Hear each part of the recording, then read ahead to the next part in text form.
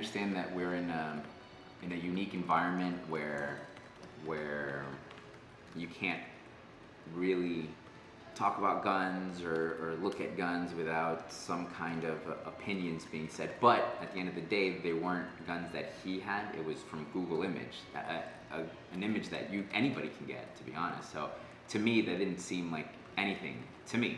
But then again, I'm not an attorney. I'm not the sheriff's department. Yes, I was watching TV, and then he comes over crying, and he says, "It was just a joke. It was just a joke." And I said, "What are you talking about?" He's like, "I didn't take $1 billion." I said, "Obviously, I didn't take $1 billion. What are you talking about?" He's like, "It was just a joke. I don't have $1 billion." And I said, "Just give me the phone. Let me see."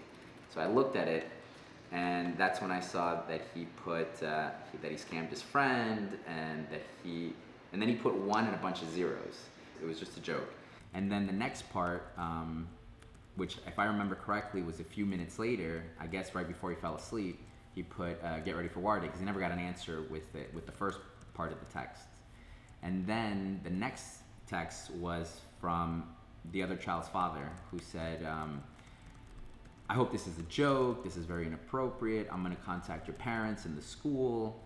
And I was looking at this like, I get it. It's pictures of guns, but it's not funny. I get it. I feel his response was very excessive. So I called the number, and I left a voicemail because they didn't answer. And I said, "Hi, this is Daniel's father. I read the text messages. I think we should have a conversation about it. They're just kids. Just give me a call." And I gave him my number, and then I hung up. Next thing I know, the sheriff's department shows up.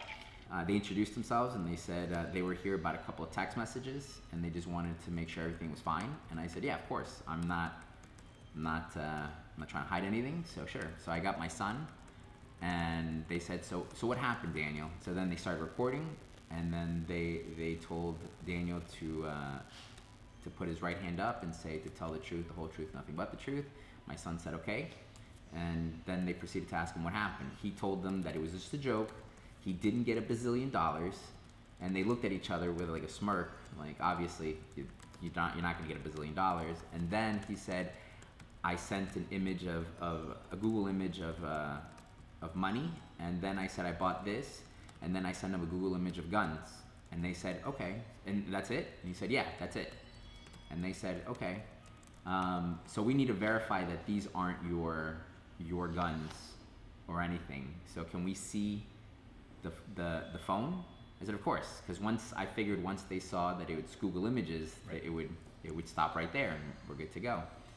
So I told my son to go grab his phone, and he brought it out, and they looked at it, and they said, "This money, is that your hand?" And my son pointed at the very top where it said Google Images, and they said, "Oh, I see that. I see where it says Google."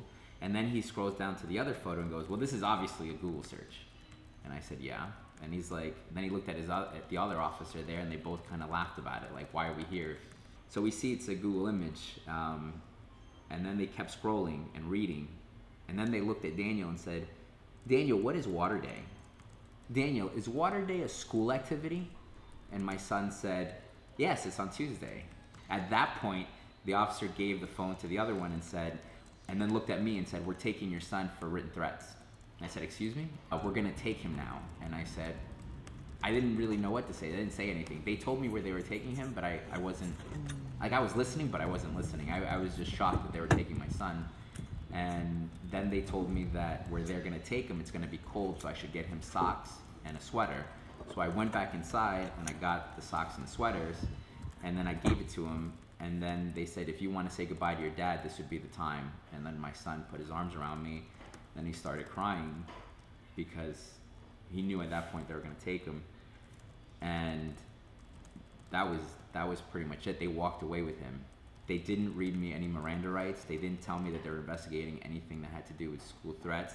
They didn't give me a business card. They didn't give me any paperwork telling me where they were going to take him, that they were going to take him. They didn't give me anything. They just looked at me and then walked away with him. I'm an attorney at the Foundation Against Intolerance and Racism. Gotcha. So we are a civil rights advocacy nonprofit, and we have taken an interest in this case and are supporting Derek and Daniel because their civil rights and liberties have been violated. I think what's important here, with respect to the judge's finding during that hearing, is that the assumption was made, both as a result of representations that were made in court by the prosecutor and how the arrest report was written, that the water day text was somehow related and connected Right. to these Google images that were, these Google image screenshots that were texted. In fact, they were completely separate thoughts and completely separate texts. On Sunday morning, I was at the courthouse. The attorney walked in, grabs the police report, I guess, or whatever it is that they have, the prosecutor has. He sits down, he reads it, he makes a weird face, and he reads some more, and then he walks up to me and goes, "This is it? There's nothing here." And I said, what do you mean? He's like, "There's no to and from, there's no mention of the school, there's no nothing." He's like, "This, I don't even know why they took your son." When my son was called up, the judge, which was Judge Swift, asked, "Is there probable cause?" And my attorney said, "Absolutely not. They're just Google images, and there's no mention of school or to and from." At the very least, one does need to make a threat, and there was no threat here whatsoever, as Derek explained very well. These were two texts that contained Google images of firearms and a wad of cash. And subsequent to that, there was a separate text saying, "Get ready for water day," accompanied by a dancing happy emoji.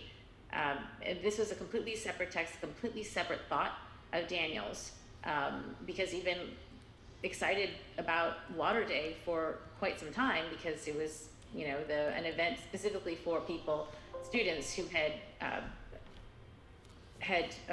behaved well and performed well at school.